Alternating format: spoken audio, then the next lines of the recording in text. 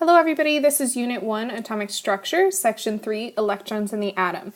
So far we've talked about protons, neutrons, electrons, the difference between an isotope, an atom, and an ion, and then we focused a lot on what was going on in the nucleus of the atom, what makes it a specific element, the number of protons, where does it get its mass from, and what happens if the nucleus is unstable. Now we're going to move away from the nucleus and we're going to zoom out to where the electrons are in the atom and how electrons behave. In front of you, you need to have your guided notes and a calculator and a pencil.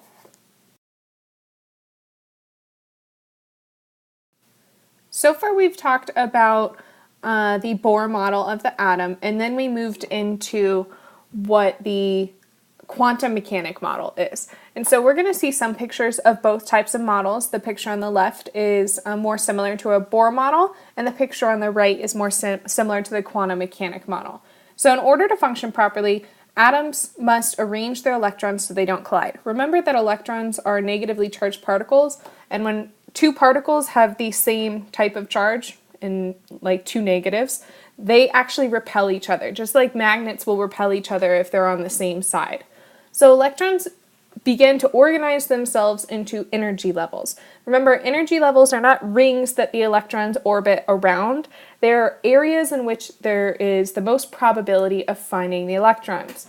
And the energy levels go from 1 to 7, with 7 being the highest energy and 1 being the lowest energy. Those energy levels are specific to what energy an electron has. Now, the final energy level, the outermost energy level, whichever one is filled with electrons, we call those our valence electrons, the outermost energy level there.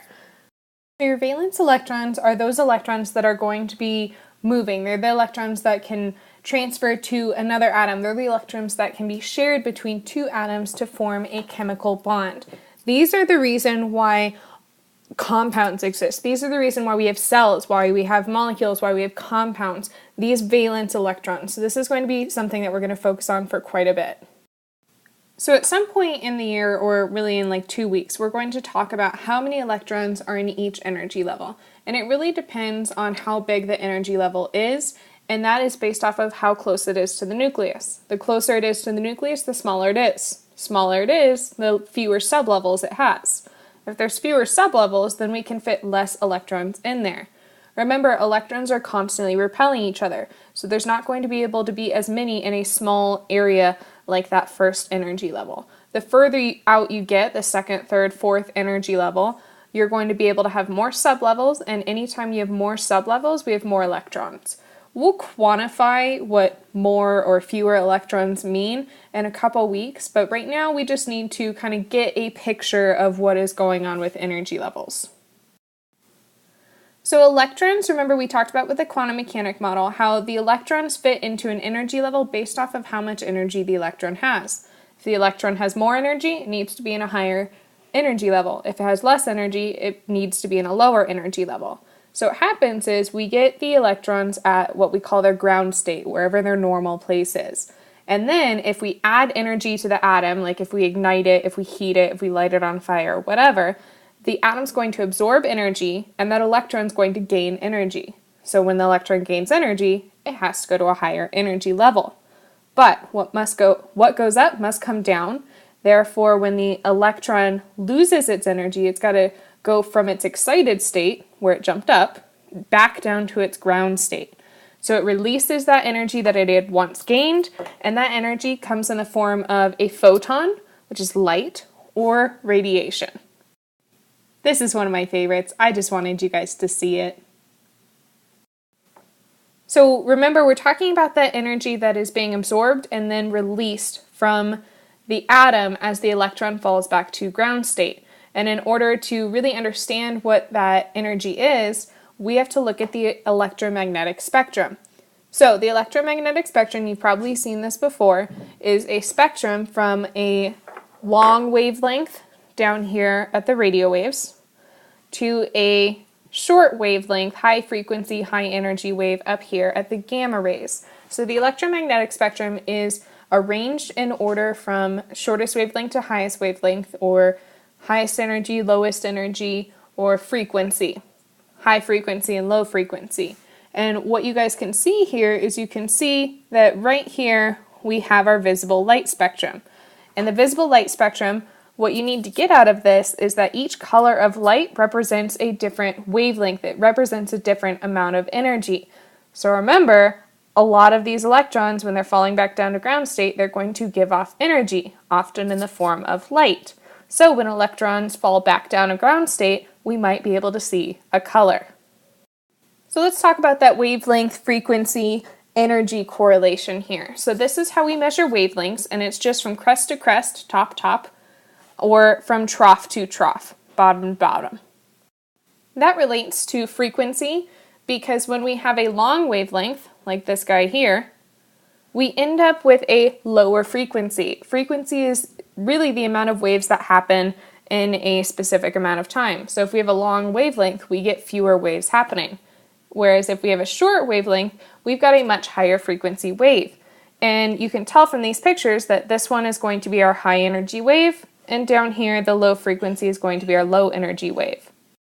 So if you compare these to the different visible light or the Roy G. Biv spectrum, you can see that the high energy wave looks more similar to the violet side of our visible light spectrum, a couple slides back, whereas the red color is a much lower energy wave, and it looks more similar to that one. So we're going to be performing some calculations, and in this one we've got a relationship between wavelength, frequency, and the speed of light. If you were using sound, for instance, you would just use the speed of sound instead of the speed of light. But what this is we have c, speed of light, is equal to lambda, wavelength, and then frequency. And you need to be able to reorganize this formula to solve for any of those variables. A lot of people like these triangle situations. I'm not a huge fan, but if it works for you, cool. Whereas if I was solving for a wavelength, I would have c times v, or c divided by v. And if I was solving for frequency, then I would do c divided by wavelength. I prefer generally just the general old school way, the just algebraic method, because I think it's easier instead of memorizing a triangle, but again, up to you. So c is equal to wavelength times frequency. If I'm solving for wavelength, I'm going to divide both sides by frequency, and then I get wavelength, that's an x, oopsies. Wavelength is equal to c over frequency. If I was going to be solving for frequency, then I would have c is equal to wavelength times frequency, and I would divide both sides by wavelength, and I would get that frequency is equal to c over wavelength. So again, this formula is going to be given to you, as is the speed of light, but you do need to be able to manipulate it. After this, it's just plug and chug. So here are some of the types of problems you're going to see. What I want you to pay attention to is what is going on with the units. So for the first one, we have what is the wavelength of light emitted from an atom in nanometers if the frequency of the radiation is 5 times 10 to the 12th hertz. So hertz there is going to be your unit of frequency. That's what we will always be using. You might be asked to convert it to kilohertz, but when you plug it into the equation, it always has to be hertz. So watch your units and make sure that the frequency you plug in is hertz. If I give you kilohertz, guess what? You gotta convert it. That's why we made you guys memorize the conversion factor for kilo to the base unit. So we've got wavelength is equal to the speed of light times 5 times 10 to the 12 hertz. That's going to give you your answer in meters. The way I know it is meters is because we have meters right there. So our wavelength is in meters. Cool. Except for I asked you to give it to me in nanometers. So that's why we're making you memorize the conversion factor between nanometers and meters. Then you can convert to nanometers and round to sig figs. The next one, the wavelength of green light is 522 nanometers. What is the frequency in hertz? So because your speed of light has meters in it, you have to use your wavelength as meters. So you got to convert the 522 to meters first, then plug it in, round your answer for sig figs.